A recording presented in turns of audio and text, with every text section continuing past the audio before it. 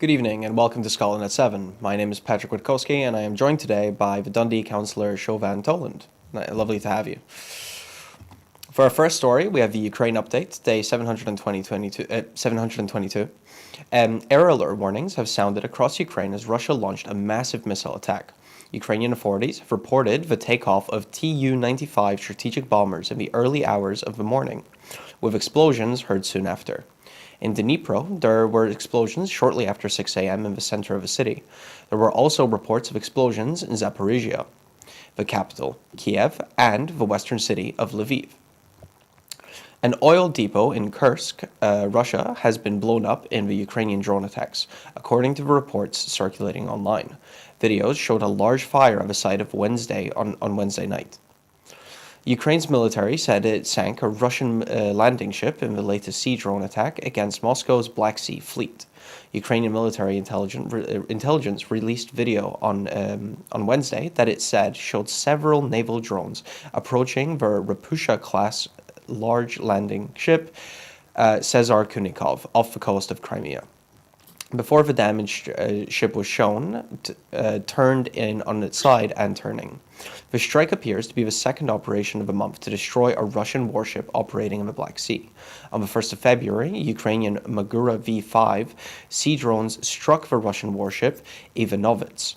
President Zelensky praised the achievement, saying, "We will clear the Black Sea of Russian terrorist objects, step by step." Ukraine's new military commander-in-chief has warned the situation on the front line remains extremely difficult. Along with Defense Minister Rustem Umerov, Syrsky troops arrived fighting across Avdiivka, which the Ukrainian army says is under a siege by 50,000 Russian soldiers.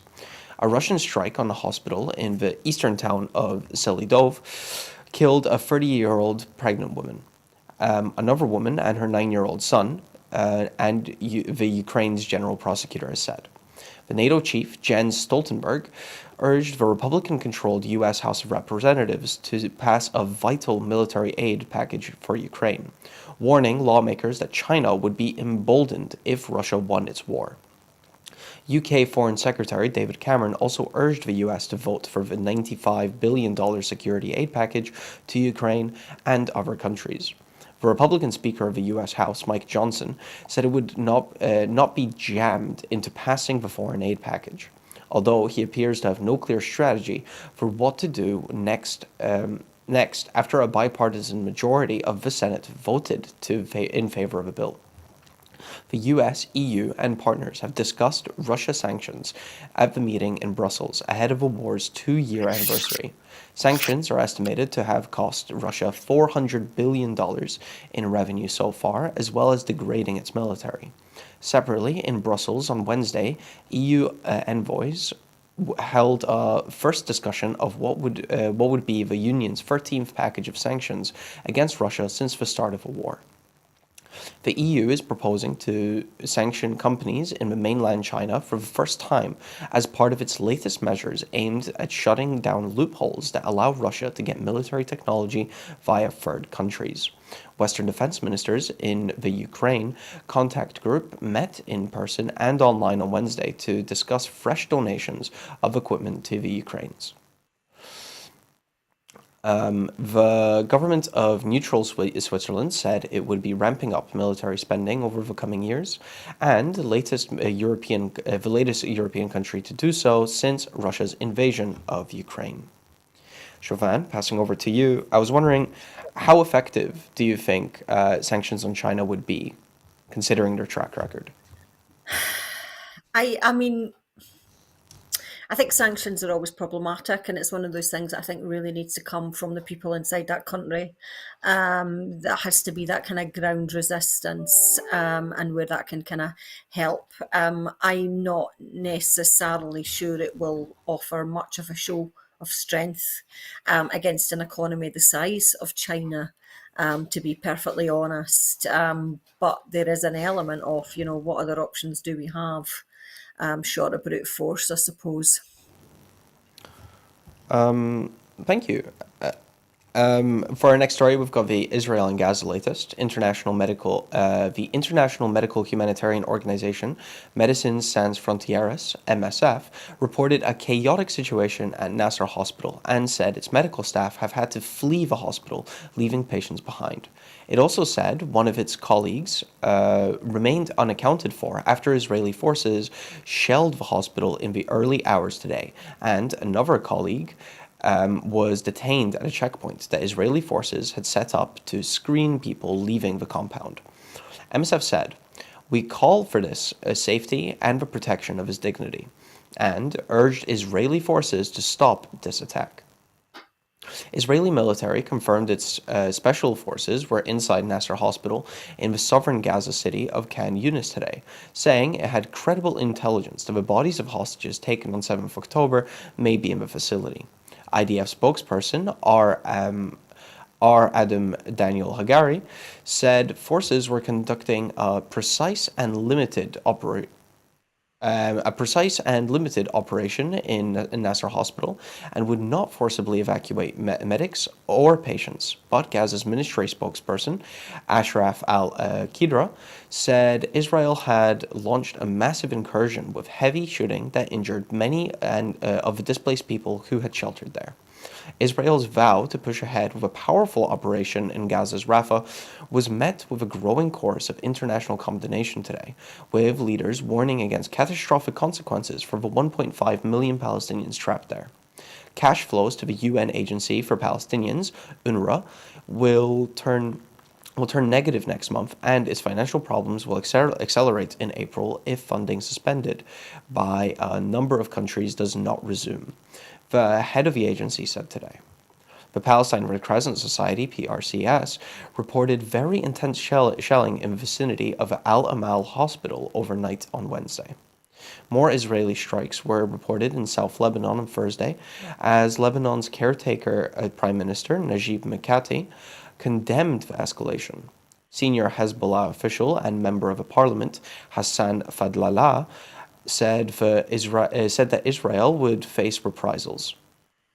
The UN peacekeeping force deployed along the Lebanon-Israel border, known as UNIFIL, expressed concerns over the latest exchanges of fire. Israel's far-right finance minister, Bezalel Smotrich, has rejected plans for an establishment of a Palestinian state, writing on X that Israel won't agree in any way to it. Brazilian President Luiz Inácio Lula da Silva criticized Israeli action in Gaza, saying the behavior has no explanation. The 22 Arab countries at the UN are urging the UN Security Council to demand an immediate ceasefire on Gaza and unhindered humanitarian assistance to prevent any transfer of Palestinians out of the territory. Humanitarian officials stressed that states, and especially Israel, could not offload responsibility for the horrors unfolding in Gaza onto aid workers. The latest UNRWA situation reports on the Gaza Strip and the occupied West Bank, including East Jerusalem, said 156 UNRWA colleagues had been killed and 153 UNRWA installations damaged since the 7th of October 2023. Up to 12th of February 2024. It also said there are 1.7 million internally displaced people, IDPs, in UNRWA installations since the 7th of October 2023. Siobhan, what do you make of the current situation, especially concerning Rafah?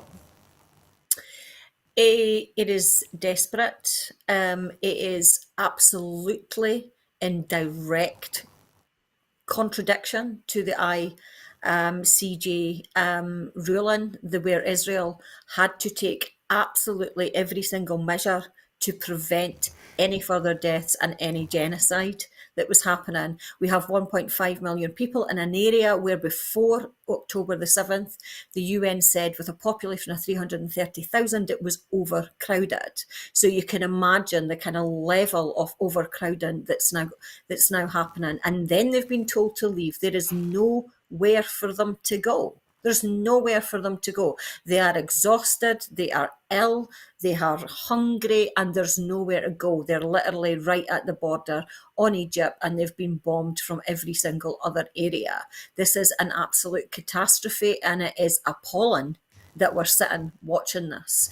And that, in addition to the withdrawal of funding to UNRWA from various countries such as US and the UK, which will literally strip Gaza of its main aid resource within Gaza. It is the one organisation that has long-standing links and has a deep-seated history of aid and infrastructure of aid within that. If that goes, then the whole thing will effectively collapse. No one else can just move in. I'm glad that countries are beginning to get increasingly more, how shall I put it, tetchy against Israel, but it feels a little bit too low, and it feels a little bit too late as well. But this cannot be allowed to happen. It's also maybe worth noting as well that on Monday, the South Africa again submitted an emergency motion to the ICJ. Submitted an emergency motion to the ICJ asking that they rule on this imminent invasion of Rafah, on the basis that it goes against absolutely every ruling, and on the basis that it will be an absolute genocidal catastrophe. Also, finally, just one more thing worth noting, that South Africa are also beginning to develop a case to the ICJ against the United States and America for the United States and the UK, for complicity in this genocide, and the withdrawal of funding to UNRWA will probably be part of that. It's a horrific thing that we're being forced to watch here. Absolute horrors. What's happening by this extreme right-wing government in Israel. Thank you so much. For our next story, we're shifting our focus to the UK, with the UK economy announcing a recession. The UK economy fell into recession at the end of last year as hard-pressed households cut back on spending amid the cost of living crisis, and a heavy blow to Rishi Sunak's promise to kickstart growth. The Office for National Statistics said gross domestic product, GDP, fell by a larger than expected 0.3% in the 3 months to December, after a decline in all main sectors of the economy and collapse in retail sales in the run-up to Christmas. It followed a drop of 0.1% in the third quarter, confirming a second consecutive quarter of falling national output, the technical definition of a recession. Official confirmation of a recession will embarrass the Prime Minister before a general election expected this year, having made growing the economy one of the 5 flagship priorities for government. The ONS said growth over the course of 2023 as a whole was estimated as 0.1%, the weakest year since 2009 during the financial crisis, excluding the economic collapse in 2020 during the COVID pandemic. The ONS said since the UK economy was about 1% larger than its pre-pandemic levels, ahead of Germany, but every other country in the G7 group of leading developed countries. Sorry, let me reread that because I was very unclear from the way I said it. The ONS said since the UK economy was about 1% larger than its pre-pandemic level, ahead of Germany, but behind other countries in the G7 group of leading developed countries. Responding to the news that the UK fell into recession, SNP economy spokesperson Drew Hendry MP said, "The UK economy is broken, and neither Rishi Sunak nor Sir Keir Starmer have a plan to fix it. The Tories and the Labour Party are both wedded to the most damaging and economically illiterate policies: Brexit, austerity cuts, slashing energy investment, and cutting labour force migration in key industries. Only independence offers Scotland the opportunity to escape broken Brexit Britain and build a stronger, fairer, and prosperous economy free from Westminster control," was the quote. That was a quote from Drew Hendry MP. Now, Siobhan, What does this say for the efficiency of the last UK budget? Were the Conservatives successful in their goals? Obviously, they would argue that they did massively bring down inflation. Their goal was to have it. Would you say that on the whole, the budget was effective in what it wanted to do?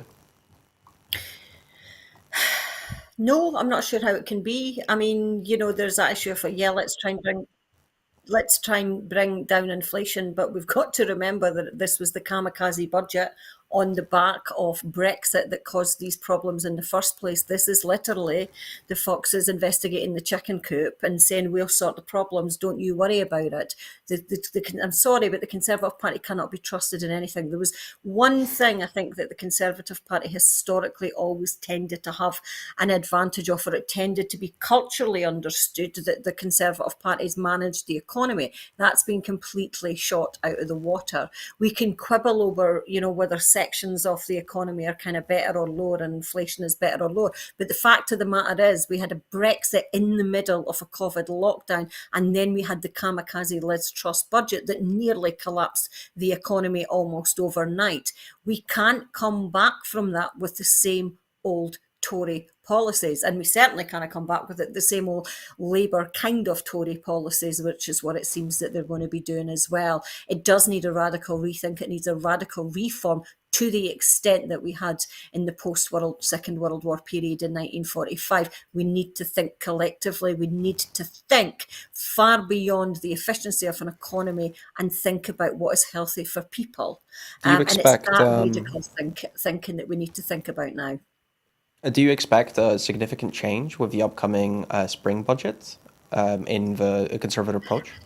I expect a couple of bribes from the budget, because obviously we're in an election year. From what I saw yesterday, my understanding is that they will be looking at some tax cuts, which is the usual, and also made no promises to invest in public services. In fact, quite the opposite. They had said that, we'll have to kind of put our investment in the economy, which is effectively just, code word for we will not invest in public services. And that's the biggest issue that's problematic for this budget, and it was certainly the biggest issue that the Scottish government had to face with, because Scotland wants public services, and it's the one big difference, the huge difference between Scottish culture and I think Westminster culture, is that we still value public services, and the absolute cuts, decimation of public services down there is going to cause it is causing massive problems down the line. Tax cuts are short termism, and it's actually only really helps the rich. This is not going to be a budget that will help the ordinary person. And you have beautifully tied us into the next story, where we've got the Chancellor considering to cut public spending, or at least put a squeeze on it to fund tax cuts. Chancellor Jeremy Hunt is reported to be actively preparing to slash public spending of the next UK budget, following the UK economy falling into recession. Think tanks and charities have criticised proposals for drastic cuts to public spending to pay for cutting taxes, arguing the Chancellor's plans will lead to increasing the burden on an already stretched public service. The Institute for Fiscal Studies, IFS, has warned that public services are showing visible signs of strain and are, in many cases, performing less well than they were in 2010. Further tax rises and further cuts for most public services are built into current plans, but one official forecast, this is only just enough to stabilize the government debt as a fraction of national income. Let me read. As of official forecasts, official forecasts say that this is only just enough to stabilize government debt as a fraction of national income. This will be a thorny inheritance for whoever is in office after this year's general election. Both Labour and the Conservatives have promised to reduce debt as a fraction of the national income, yet a combination of high debt interest payment and low growth is forecast to make this much more difficult to achieve than in the past year. In fact, on one measure, it will be more difficult to reduce the debt to GDP ratio over the next parliament than in any other parliament since the 1950s. Everything is harder when the economy is growing slowly and the public finances are more constrained. All manner of policy problems will be more difficult to tackle, and all manner of trade-offs will be more acute. Commenting, the SNP's Kirsten Oswald MP said, Scotland's NHS and public services are under threat from cruel Tory spending cuts, and from Sir Keir Starmer's Labour Party, who have signed up to those same Tory fiscal rules. Scottish households have already been hammered by the Westminster-made cost of living crisis, 13 years of Tory austerity and a broken Brexit Britain economy, and now a recession and news of further spending cuts. This is the reality of broken Brexit Britain. The SNP Scottish Government is working every day to protect the people of Scotland from Tory economic policies, the majority of which Labour has also signed up to, making it clear that Scotland's values will not be represented by the Tories or Labour. Siobhan, linking back to what you said earlier about like the need for these public services, what is it that you're seeing that the Conservative government and potentially even the Labour administration isn't seeing, or why do your goals and resolution of those goals not align? I think the right of centre instinct, or is as the Conservatives are, extreme right wing instinct, is that public services are not the responsibility of government. That it's the Margaret Thatcher said very famously in the 80s, there is no such thing as society, only individual and their family. So it's a very isolationist and individualistic approach to a society that effectively, we're all out in for ourselves, we're all for ourselves, so therefore collective public services no longer really have a space.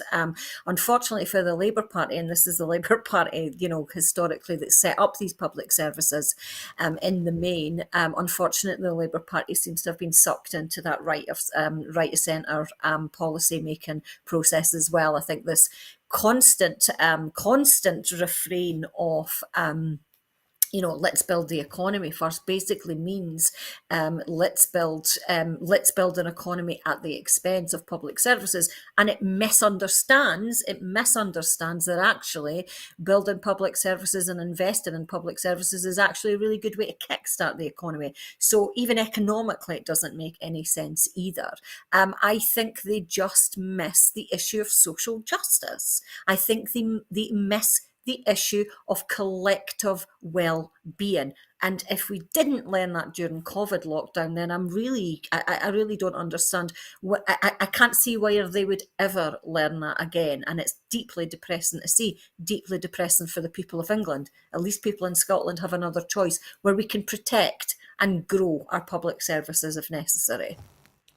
Thank you so much. British gas profits leap from 72 million last year to 751 million pounds in this year.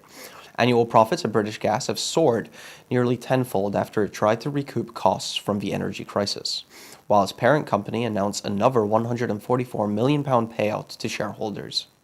Centrica released figures today showing that British Gas, which supplies energy to UK households and businesses, showed its profits jumped to 751 million in 2023, up from 72 million the previous year.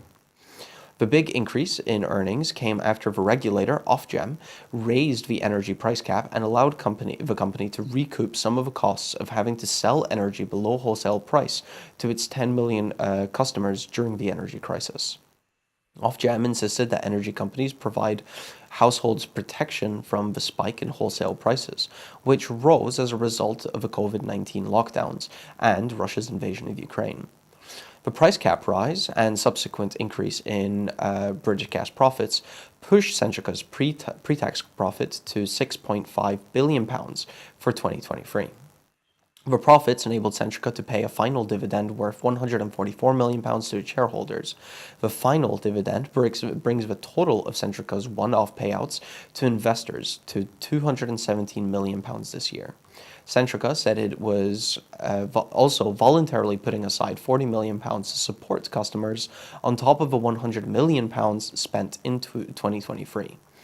The sharp increase in British Gas profits prompted a backlash from the Union Unite, which is calling for the company to be nationalized. The profits of these gas of energy companies, is this something that belongs to the people, to the public, or is this something that belongs in the hands of these shareholders and owners of these companies?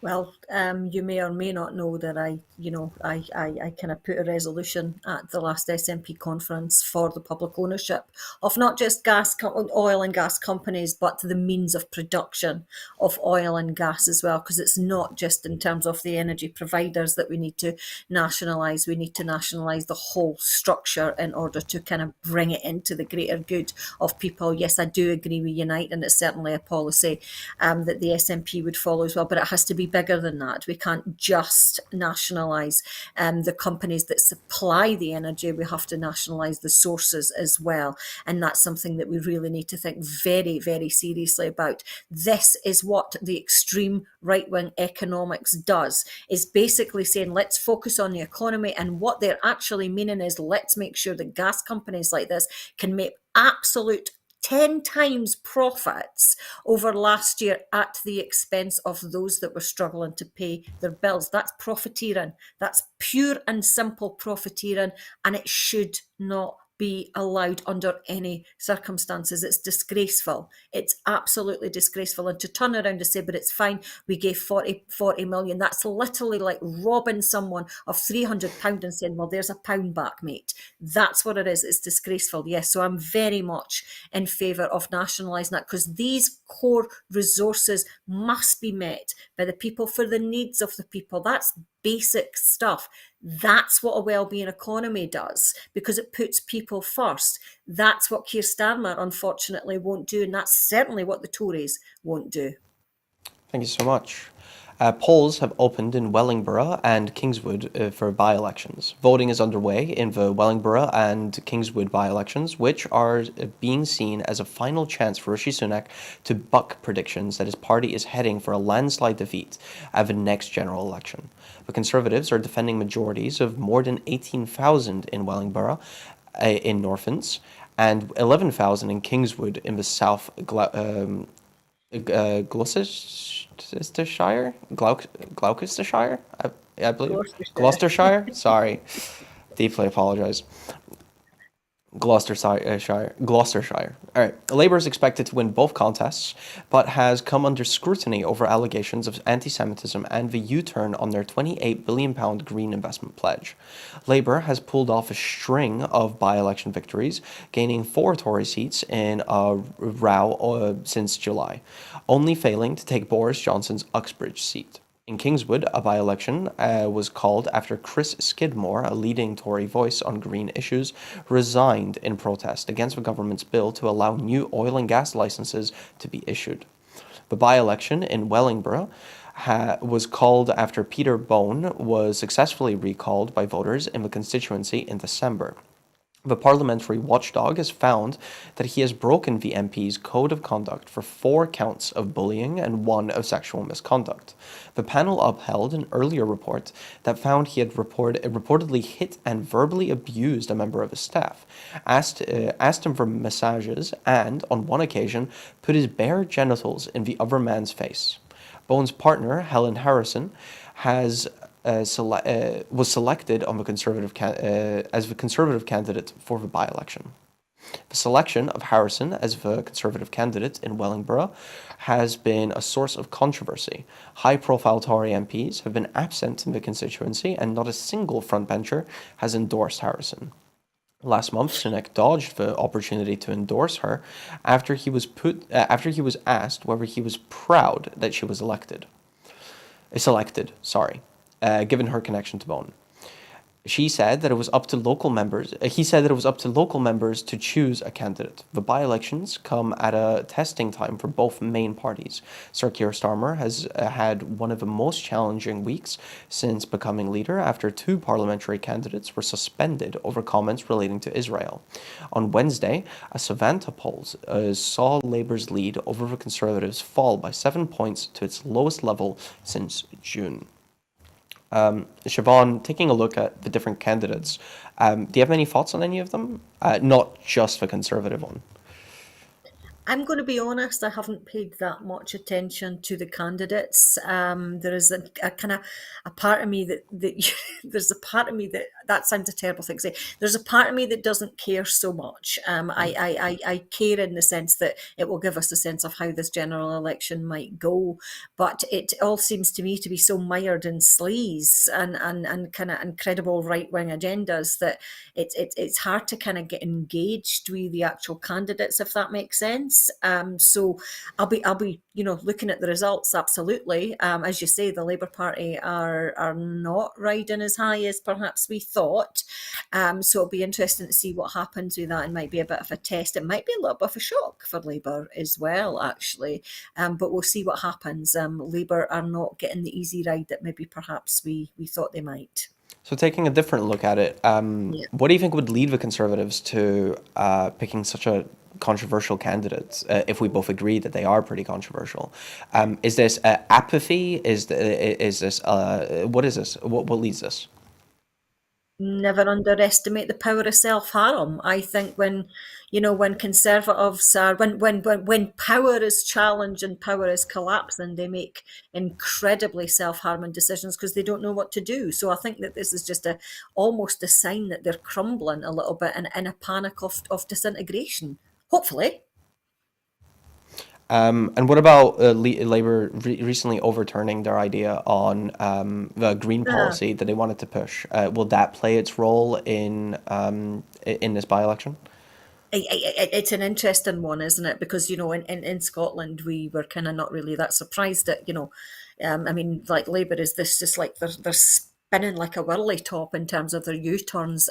But if you're in England, then it's the only really choice that you've got, and it's not necessarily a template of what the English audience will think. But I was watching Question Time a couple of weeks ago, and there was a sense of defensiveness against that decision. Oh well, at least we're telling me now, but it kind of made me feel a little bit like it's just more given. It's because people want to vote Labour and get the Conservatives out. It concerns me that Labour are literally just they're backing on almost everything that they promised that they would do, but they may still get that vote because what really people want is the Tories out. But what that leaves us with is Tory light, or maybe even not Tories, not so light, as it turns out. But yeah, that was a big, big policy, and it was very controversial. And it was just this constant back and forth. We're doing it, we're not, we're doing it. And then one day it was like, no, we're definitely doing it. And then 2 days later, no, we're not, kind of thing. So there's an element there. It doesn't bode well for managing an economy. I'm going to be honest, that they're not even able to make such simple decisions as that. Thank you so much. The holiday park operator, Pontins, has been served with an unlawful act notice after an investigation by the equality watchdog found multiple instances of race discrimination against Irish travellers. The Equality and Human Rights Commission (EHRC) found the operator, which is owned by Britannia Jinky Jersey Limited, committed several clear breaches of the Equality Act. The investigation found that staff of the operator labeled a list of common Irish surnames as undesirable guests and instructed staff to decline or cancel bookings made under those names. The EHRC also found staff had created a banned guest list, which contained the names of people Pontins suspected of being to be Irish travellers and their family or friends. The unlawful act notice will require the holiday operator by law to produce an action plan to address how they will meet the Equality Watchdog's recommendations. If they fail to do so by April this year, the operator could face criminal sanctions.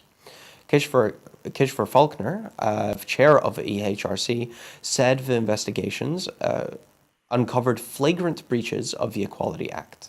The watchdog's list of recommendations to Pontins includes an apology and engagement with the gypsy and travel communities, the delivery of equality, training, and monitoring of booking cancellations to identify issues.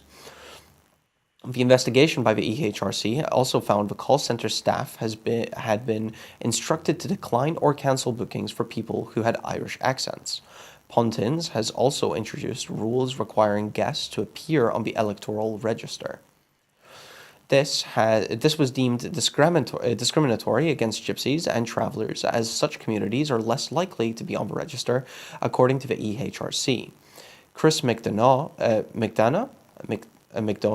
the campaign's officer at Friends, Families, and Travelers, said, "It is deeply saddening that Irish traveler people have become so used to hate and prejudice that the Pontins blacklist did not come as a surprise." I haven't really heard of things like this before, Siobhan. How common and how prevalent is this across the UK, and what can be done about it?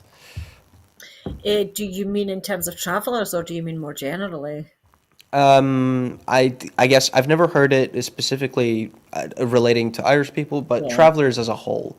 Yeah, I mean, it is. It feels a little bit that it's that last bastion of what people think is acceptable discrimination and prejudice, and that's a horrendous thing to actually see. I mean, I cannot believe that not one person was sitting there when this was all happening. Well, apart from the whistleblower, by the way, because congratulations to the whistleblower that actually called this out. That this was seen as acceptable. It is absolutely unbelievable and so sad to think that the travelling community did not even weren't even surprised at this. But it is an undercurrent, and it's a scourge. And I think in our society that these people are treated so abominably, actually, for their kind of different itinerant lifestyle, quite frankly.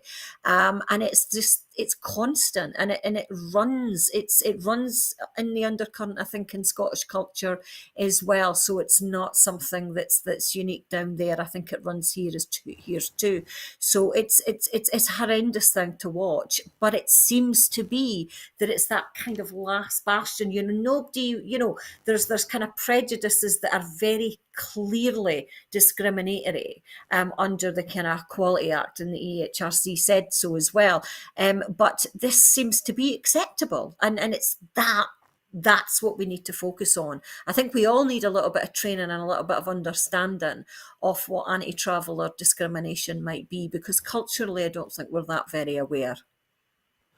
Thank you so much. The German minister says the UK could contribute to the NATO nuclear shield if Trump wins. A senior German minister has argued that the UK could contribute to a new European nuclear shield if Donald Trump becomes US president again, drawing the UK into the debate about how Europe's security could be bolstered in the event of a Trump win in the November US election. Questions over European nuclear deterrence have intensified after Trump's remarks that he would not defend any NATO member that failed to spend 2% of its gross domestic product on defense, and would even encourage Russia to continue attacking it. European leaders have interpreted the comments as a warning that the US can no longer be relied upon if Trump returns to the White House. On Tuesday, Christian Lindner, the German finance minister and the leader of the Free Democratic Party, called on politicians to consider an alternative model that could include UK and French nuclear weapons. In an article for the Frankfurter Allgemeine Zeitung, he wrote, "The strategic nuclear forces of France and Great Britain are already making a contribution to the security of our alliance. The French President, Emmanuel Macron, has made various offers of cooperation. We should understand Donald Trump's recent statements as a call to further rethink the elements of the European security under the umbrella of NATO." Lindner posed the question: under the political and financial conditions, would Paris and London be prepared to maintain or expand their own strategic capabilities for collective security? And vice versa, what contributions are we willing to make? When it comes to peace and freedom in Europe, we must not shy away from these difficult questions. The central issue in the nuclear debate is less whether the UK or France would put their nuclear weapons at the disposal of the EU, but whether the two countries could agree to put them at the service of a deterrence strategy for NATO's European alliance area. Although France keeps its nuclear deterrent outside the NATO command structure, Macron has previously offered to cooperate with Europe on nuclear defense. In 2020, he called for a strategic dialogue on the role of France's nuclear deterrent in Europe's collective security. Germany never took up that offer. The UK has said its nuclear weapons would be available for use at the request of NATO's Supreme Allied Commander, Europe, the alliance's most senior uniformed officer, and that they would only be used in extreme circumstances of self-defense, including the defense of our NATO allies. Siobhan, sh- do you think that could the UK take charge as more of a world leader should the US choose this path of this sort of like Trumpian isolationism? Could we just maybe kind of do a bit of We a can take a double step back first. I was well, That's because fine. I think we seriously need to think about the actual kind of the madness of this response, because we're getting sucked into a Donald Trump frenzy here. And I'm going to quote social democrat politician in Germany, Ralph Stegner, who said this idea is an extremely dangerous escalation. He told the Spiegel, that there is no need for a European a nuclear power. It would be the opposite of European security. So we're in a situation where Donald Trump has wound people up on a global level, and then our response is to we'll just build our own nuclear thing. Well, hold on a second.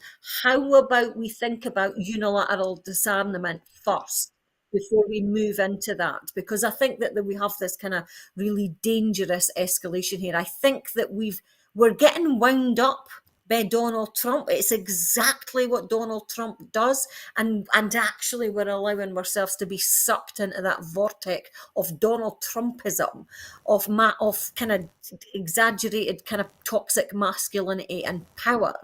Let's can we not talk about whether the UK could lead this or not? Because I wouldn't trust the Tories with nuclear weapons. I see what you're saying.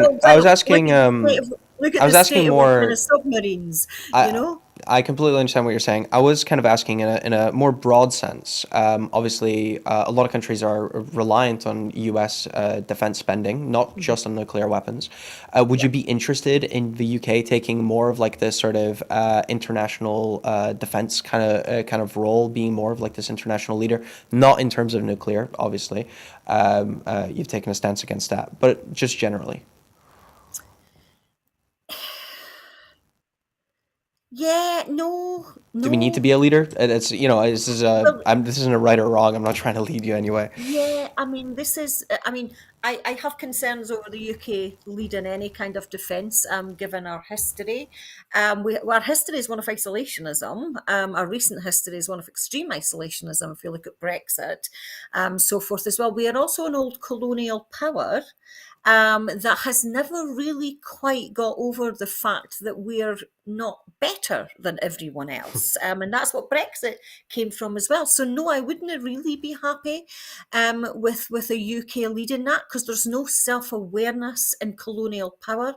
That as far as I can see, I think part of the problem of the UK is that they haven't got self-awareness in terms of their brutal or colonialist history. So no, I would not like to see them taking charge. I would like maybe countries like Iceland or an independent Scotland, or to kind of take charge of those, because they're yeah, Ireland's a good one as well, actually. Yeah, I would like the smaller, kind of less domineering colonial powers to take charge of those, because I think it would be a much more sensible and a much more moderate defensive position, actually.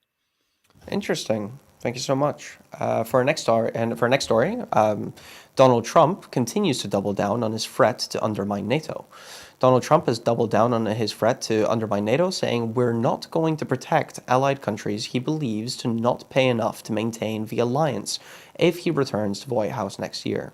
Speaking at a rally in South Carolina late on Wednesday, the ex-president said, I've been saying, look, if they're not going to pay, we're not going to protect, okay?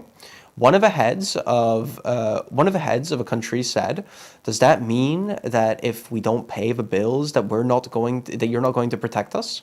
That's exactly what it means. I'm not going to protect you, Trump added. Trump caused outrage and alarm last week when he said he would encourage Russia to attack NATO members he deemed financially delinquent.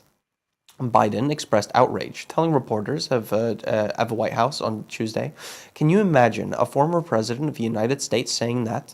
The whole world hearing it. The worst thing is, he means it. No other president in our history has ever bowed down to the Russian dictator. Let me say this as clearly as I can. I never will. For God's sake, it's dumb, it's shameful, it's dangerous, it's un-American. When America gives its word, it means something. So when we make a commitment, we keep it. And NATO is a sacred commitment." The quote from Biden. In Brussels, Jens Stoltenberg, the NATO Secretary General, said Trump threatened to undermine the credibility of NATO's deterrence. Stoltenberg told reporters today that defense investment among member nations was on the right track. "We are 31 democratic nations on both sides of the Atlantic," Stoltenberg said. "And as long as this alliance has existed, there have been different views and discussions." Siobhan, with Biden and Trump already managing to bicker with each other, um, are you expecting? What are your expectations for the presidential debates coming up later this year? Oh Lord. Oh God. It doesn't. It's kind of like we're in Groundhog Day a wee bit. It's exactly the same battle as we had last time. I think that Trump is much more dangerous, however, and there's less hope with Biden. Biden's in a bit of trouble because those kind of leftist Democrats are really railing against Biden for his position on Palestine, actually, or his support for Israel. Donald Trump is. I mean, this is the toxic masculinity that he showed the last time round. The concern here is, as Biden says, he means it. He will get rid of who was it that said, the problem with Donald Trump this time round is he'll immediately sack every single adult in the room, whereas the last time the adults were kind of trying to kind of keep control. So there is that kind of element there in terms of the debates that, well, I mean, Donald Trump is one thing, he's a very good entertainer. And part of my concern is I don't think he understands he's actually living in the real world. I think he thinks he's on a reality television show. But he likes to lap up to that kind of like audience. And the more extreme he seems to be, the more that kind of like narrow Republican audience will be. I think we just need to hope. And I'm confident that this will happen, that the ordinary American people will see that this is utter madness to vote in Donald Trump. And, I'm not saying that Biden's great, but, hey, I'd rather have Biden, having the coat of the nuclear weapons than Donald Trump, let's face it. Thank you so much. Rescue organizations say that EU policies are partly to blame for 3,000 deaths in the Mediterranean. Several groups running rescue missions in the Mediterranean are calling for changes to the EU's policies, which they say are partly to blame for the drowning of more than 3,000 people last year. A 2023 decree has severely reduced the response capacity for the NGO-run civil fleet's search and rescue missions, routinely putting the lives of people crossing the Mediterranean at risk. The order, implemented by the Italian Interior Minister, Matteo Piantedosi, states that once the rescue has been completed, civil fleets must immediately head to an assigned port of disembarkation without delay, using the most direct route available. This stops additional rescues happening, the group said. At the same time, Italy has begun assigning rescue boats to its ports far away from where they operate, which forces them to sail hundreds of extra miles, hindering their Mediterranean patrols. According to an SOS Humanity report in 2023, these vessels wasted 374 days making the long journeys. Rescue boats covered more than 150,500 kilometers, 93,500 miles. The world's circumference is 40,000 kilometers. In 1 year, to take unnecessarily long routes. Just to say that again, rescue boats covered more than 150,500 kilometers. The world's circumference is 40,000 kilometers, and they covered 150,500 in just 1 year on unnecessarily long routes, the report said, saying these demands only target humanitarian boats, but not Italian Coast Guard. This is not a coincidence, but a political tactic, the report said. In 2023, the Italian NGO Emergency rescued 1,077 people during 14 missions in the central Mediterranean, 9 times over the year, rather than heading to the closest ports from the search and rescue zones, such as Sicily. Emergency was ordered to dock to a faraway Tuscany, adding several additional days of sailing. The Italian government said such measures help distribute arrivals, but NGOs argue it costs lives and pushes up fuel expenditure. Of the nearly 30,000 migrants who have died or gone missing since 2014, the International Organization for Migration's Missing Migrants Project reported that at least 27,088 had drowned. The EU doesn't have a coordinated search and rescue operation, but according to international maritime law, any coastal state aware of a boat in distress has a duty to intervene. However, this often doesn't happen, and NGOs are trying to fill this gap, but they receive little support, only additional obstacles. Siobhan, is there a unique difficulty with enforcing rules at sea? In terms of rescue. In terms of enforcing rules and policy that is enforced on different boats, is there difficulty with monitoring what boats actually end up doing when facing some of these situations? And is I there mean, something that can be done about it, I guess, pushing on from that? yeah. I mean, I think that the problem that we have, or the problem that this is, this has been highlighted, the Humanity Report highlighted, is that we've got a situation where the European countries are not really taking responsibility for the rescues that they should. So it's been left to the NGOs, who are obviously kind of always short of resources, short of time.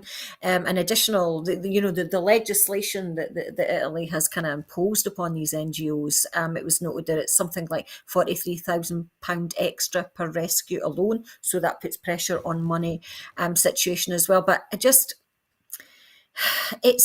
was the phrase, disperse, it helps us, what was it, disperse arrivals was the Yeah. phrase that Hmm. was made. That I find that quite a chilling phrase to make, and I think it sets the tone of what exactly is happening here, because we're not talking about imports and exports here. We're talking about living, breathing, traumatized people who are literally falling in the sea trying to escape their countries for whatever terrifying reason, and they're treated as dispersed arrivals, and I think that that's part of the problem that we have. It's left to the NGOs, but even more restrictions on that, and it is a political decision, as was noted. And I'm glad. Yes, it's deliberately designed to make them less effective, and deliberately designed to make them rescue less people, and that's the problem. And it's a horrendous law to impose upon these NGOs. And this is not me saying it. 30,000 people, 30,000 lives have been lost as a result, according to this Humanity Report. I mean, it's a shocking indication of where we're at. Instead of genuinely trying to build a sustainable solution to what is an incredibly difficult crisis across the board, and it will only get worse. We're actually met with trying to just push it aside in the most inhumane way. It's a shocking legislation to kind of impose on NGOs. Thank you. Scotch whisky exports reach £5.6 billion in 2023. The Scotch Whisky Association, SWA, has released global export figures that show the value of Scotch exports topped £5.6 billion in 2023, the equivalent of 1.35 billion bottles of Scotch whisky were exported last year, equating to 43 per second. Although the figures 43 bottles per second. Although the figures released today showed a decrease on 2022 exports for both volume and value, the 2023 figures represent a more normalized depiction of a current state of global exports, with robust growth on pre-pandemic numbers. Exports of Scotch whisky have risen by 14% in value compared to 2019, with a 3% increase in volume. Europe remained a key export region for Scotch whisky for both volume and value, with France once again becoming the industry's largest volume market, a position briefly held by India in 2022. The United States, which has long been Scotch whisky's biggest market by value, saw a sector-wide fall in exports of 7% compared to 2022 and 8.5% on 2019 to £978 million. Industry figures say that these numbers are reflective of global economic conditions and rising living costs for consumers in the US, which remain a dynamic, competitive market for whiskey and the wider spirits category. Gordon MacDonald MSP, who convenes Holyrood's cross-party group on whiskey, said, despite the economic damage caused by Westminster mismanagement, Scotland's food and drink sectors continue to thrive. Commenting, the Scottish Government Trade Minister, Richard Lockheed, I believe, said after 2022's exceptional export figures, 2023 was another hugely successful year for the Scotch whisky sector, and I congratulate everyone involved for their ongoing work delivering Scotland's leading single food and drink export. In talks with the UK government on trade agreement negotiations, we consistently set out the importance of improving opportunities for and removing barriers to Scotch whisky imports. Siobhan, what exactly is it that draws people in the international markets to the Scotch whisky? I have no idea. I think it's horrible.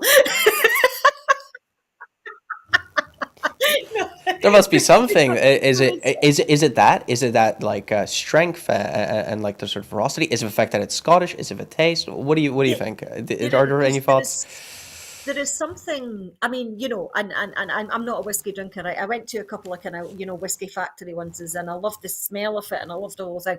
But I just really didn't like the. But there's something majestic. I think about a whiskey, and this is coming from a non-whiskey person, and that almost elevates it above the other spirits. There's a kind of yes, there's a majesty to it, I think, that allows that kind of cultural image of sophistication that it allows, I think. So there is something really special about a whiskey. And I think, and this is coming from a non-whiskey person, as I keep saying, I think it's hot. I don't like it, but I see the attraction of it. And there is just something. It's that kind of moment. It's a moment rather than just a drink. It's that kind of unique space I think that people enter into when they have whiskey. I saw so many people talking about whiskey to get what the appeal is. There's Mhm. something magical about whiskey drinkers and how they describe that. So there is something really kind of beautiful about that whiskey drinking, I think. I suppose it is also like a uniquely cultural drink, with Scotch Yeah, added there always whenever you're talking yeah, about it. yeah, Keeping our focus on Scotland, it's been 1 year from Nicola Sturgeon's resignation. It is 1 year since Hamza Yousaf has taken over the party. How would you assess Hamza Yousaf's performance since winning the leadership election last March? yeah. I mean, I think Hamza has done a phenomenally good job in steering quite a difficult year. Actually, I mean, I think it's fair to say that it's not been the SNP's best year. The shock of Nicola resigning, I think, sent us all into a kind of a frenzy of not knowing where we were at, and it felt very rudderless within the party. And then in addition to that, of course, the kind of the financial issues that were risen. Hamza inherited an extraordinarily difficult party at that time, and an extraordinarily difficult time. I think he has done an amazing job. I think he's kept quite clear to the policies that we won the 21 general election on, the policies of well-being, the policies of steering us forward into that well-being economy. I think he's done a good job. I think the problem that Hamza has is not necessarily a problem of him. It is a problem that he doesn't get the exposure that Nicola got. So there's always that kind of sense of being under the shadow a little bit as well. I think there is a deliberate media silencing of Hamza to a certain extent, because I think there is a recognition that Hamza really has something special in terms of his leadership and in terms of how he deals and works with people. He's very collegiate, and I think that that's an amazing kind of thing to see. I think that he's done a great job in trying to bring this party together. I think he's done an amazing job in trying to steer Scotland forward in incredibly difficult times. I look forward to see him in the campaign trail, and I look forward to seeing him leading us into a general election victory. I'm going to say, I think it's a whole new era. I think that this time last year, I don't think anybody could even have thought who could have possibly replaced her, Nicola, at that time. But I'm glad that it was Hamza. I'm going to be absolutely honest. I think it was the best choice that the SNP made under those circumstances. Thank you so much, Dundee Councillor Siobhan Tolland. It's been lovely having you today, and that will be wrapping us up for the evening. Before I go, I just want to remind you that at Broadcasting Scotland, we depend on the generosity of our supporters. So, to everyone who has donated and to everyone who has signed up to make regular monthly payments, thank you very much. Our programs will always be free to view. However, if you can afford £5 a month, please consider becoming a Broadcasting Scotland supporter. We are now just under £1,000 short of our £10,000 target. Although the pressure has been eased, we will still need to raise that last £1,000 to pay our bills immediately. So we can then focus on securing the future of independent broadcasting for Scotland by growing our subscriber base and regular funding. Thanks again to our guests, Siobhan Tolland, and goodbye, and thank you for watching.